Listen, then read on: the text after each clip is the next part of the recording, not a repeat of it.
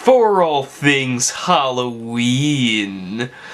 This is hauntformer, and if you're wondering why my face is puckered, it's because I am here for the scariest thing on the internet.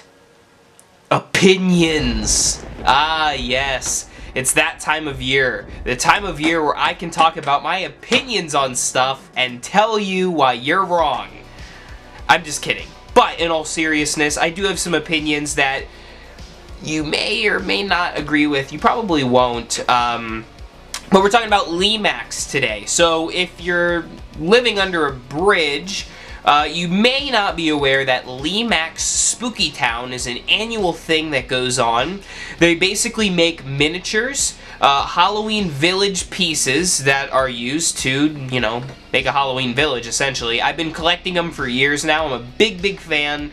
And typically, the main place that you'll see them is at Michael's, the craft store. They're at a few other places too, but Michael's comes to mind. They also have exclusives to Michael's that I'll be talking about in a moment.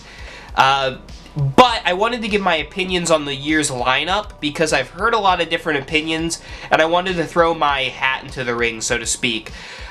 First and foremost, again, let me just preface my opinions by saying I've really enjoyed the past few years of Lemax's pieces. I think that each year has been pretty diverse in its choices, and I've liked what they've had. A lot of people have said that this is one of the best years from Lemax, and I can't fully agree. I'm not a huge fan of this year, and I feel like I'm in the minority here. So let me go through some of the buildings, and I'll explain what I'm talking about. Not to say that the pieces are bad necessarily, but for my personal taste, a lot of the stuff, it feels like it's rehashed.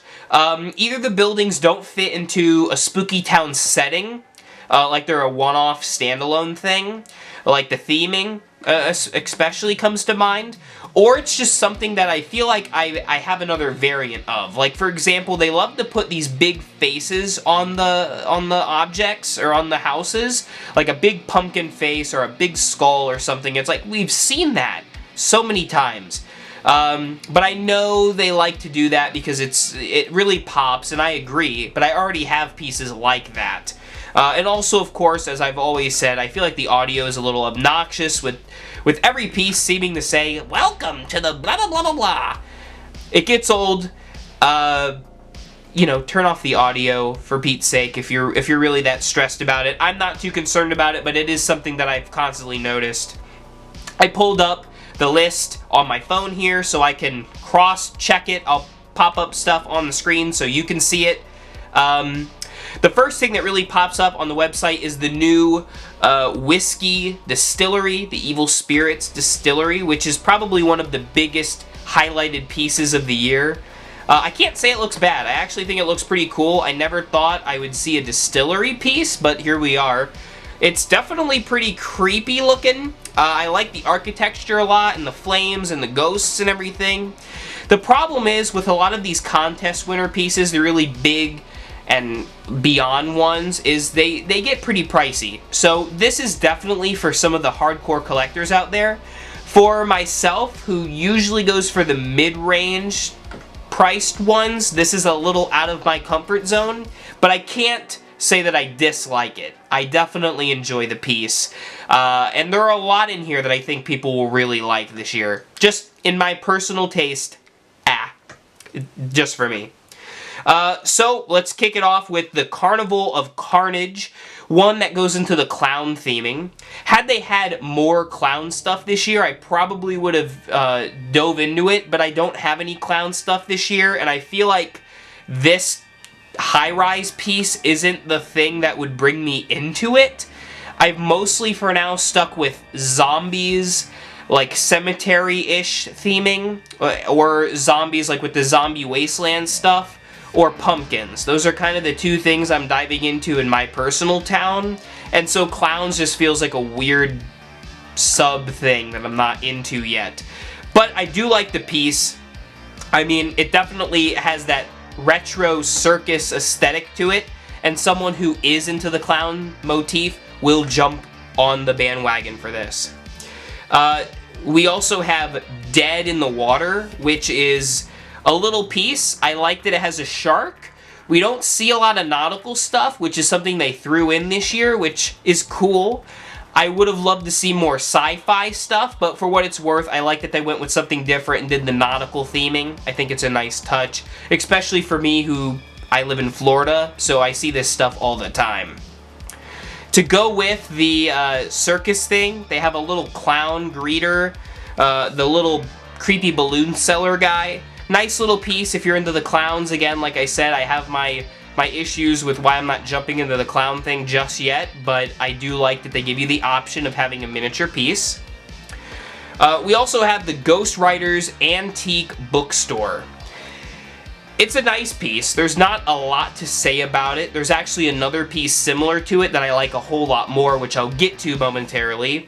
But for what it's worth, it's nice. I like that it has the little book there, has a little window. It's one of the lighted ones, so there's not a whole lot to say about it, but it is cool. You're also going to see Warming Their Bones, one of the campfire pieces. This is a mid-range accessory piece where it's not like a 1 or 2 off figure, but it's not something really big. It's in the middle. I think if you were into having a lot of land, like say you had just an empty gap in your town and you wanted to sprinkle some fall leaves, this would be a really great scene setter for that.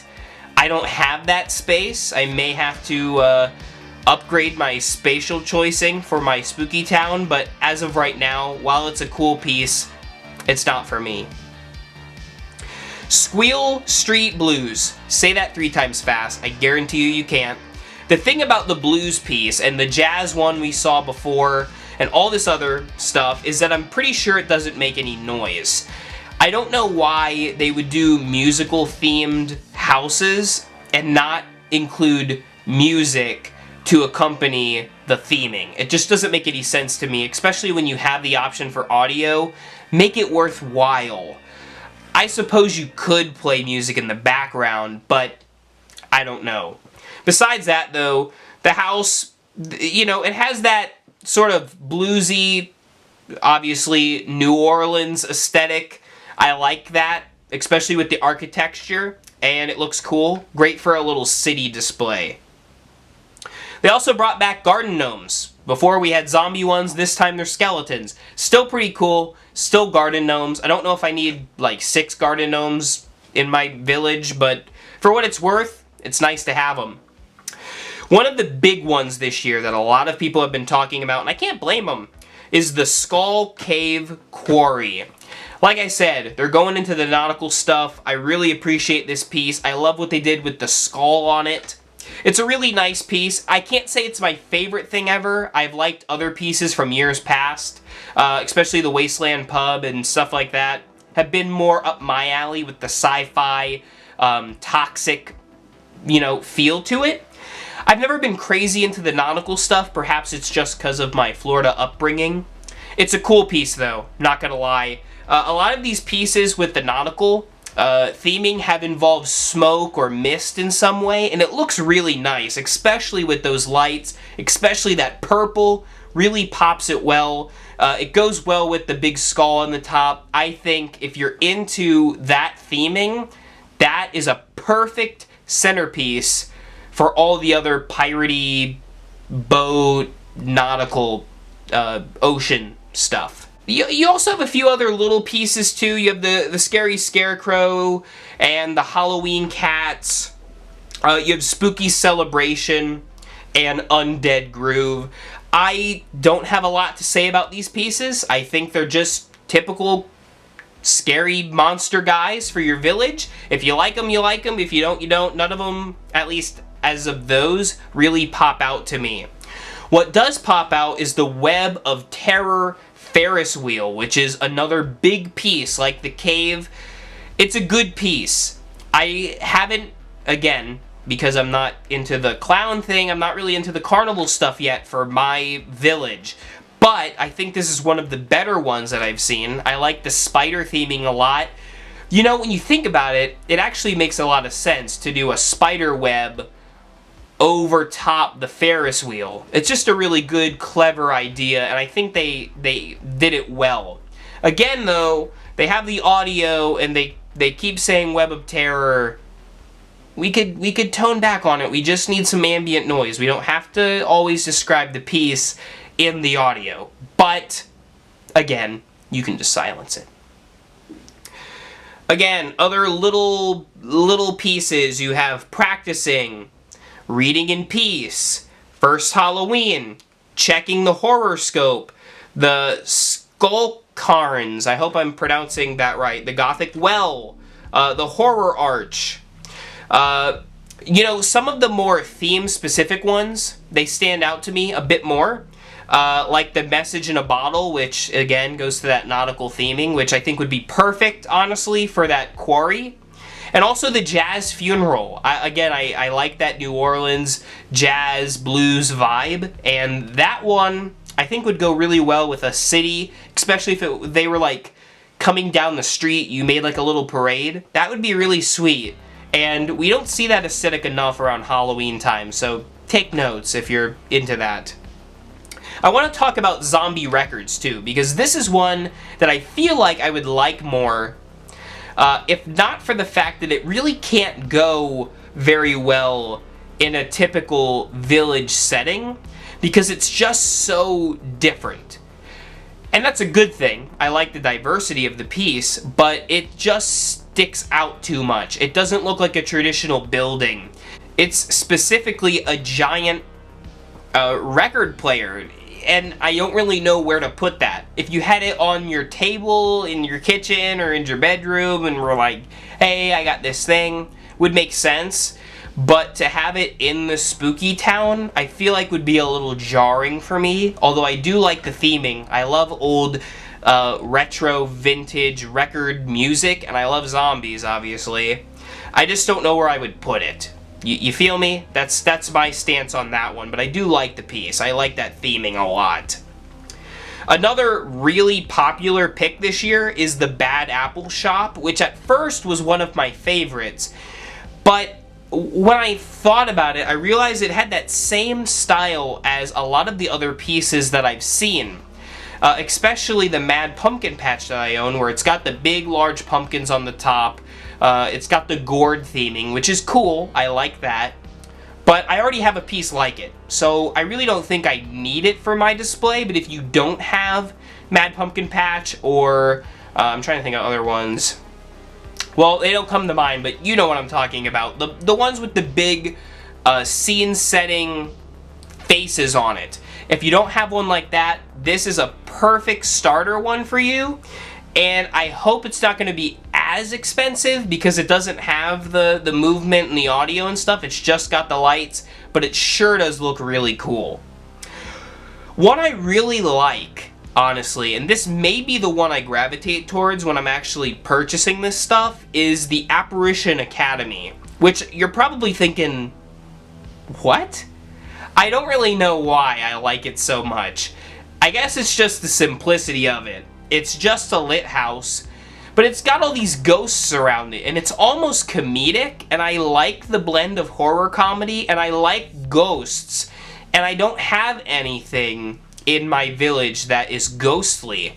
The closest thing I have is the Haunted Mansion and the Dead Man's Cabin, which, you know, the Withered Mansion and stuff is ghostly, but there's no, like, ghosts with it. So I feel like this would be a good companion for that area of my spooky town. We'll see if I actually get it. Maybe I can put a flame light in it to give it some movement.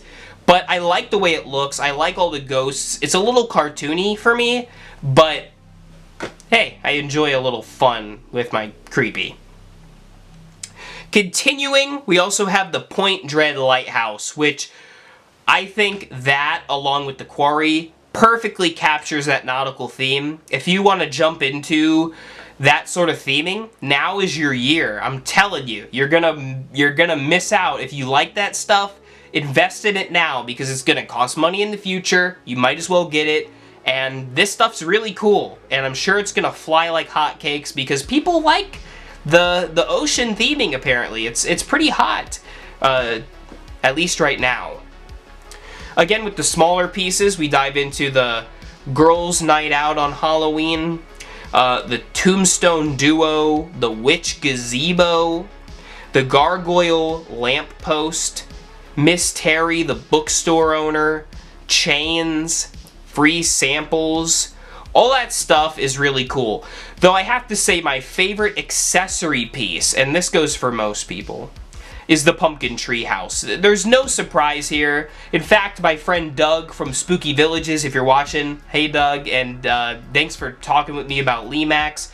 Him, as well as my friend Andrew, are really big into this stuff, and most of the community, I think, for the village stuff agrees that the treehouse is perhaps one of the best accessories we've gotten in a long, long time. The face on it looks so cool. It would go great with anything you've got that has to do with gourds or pumpkins or, heck, just Halloween in general. I mean, come on, the thing looks awesome. I definitely want to look into getting that. I feel like it's gonna sell like super fast though, so you're really gonna have to be on the ball for that one. But a really cool accessory.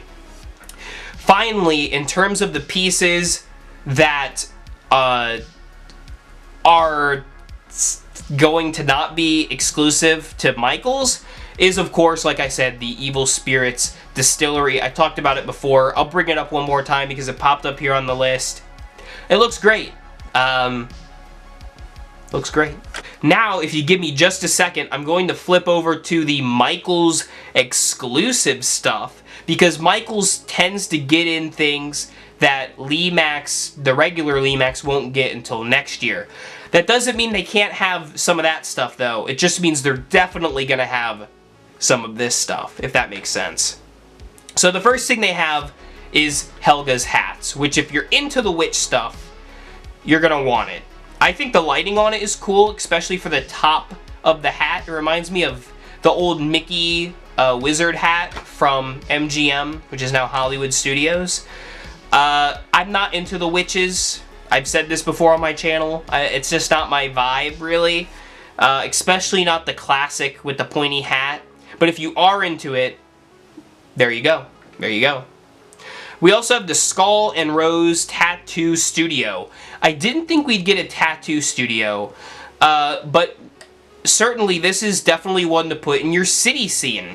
My issue with this one is, when I look at the roses and the design on the skull, I get more of a Dia de los Muertos, a Day of the Dead vibe than I do Halloween, which I get why, because of the patterns that a tattoo would have and the Day of the Dead theming seems to have, but it just doesn't quite fit with what I'm going for in my village, and I don't know if that rings true for anybody else watching this video.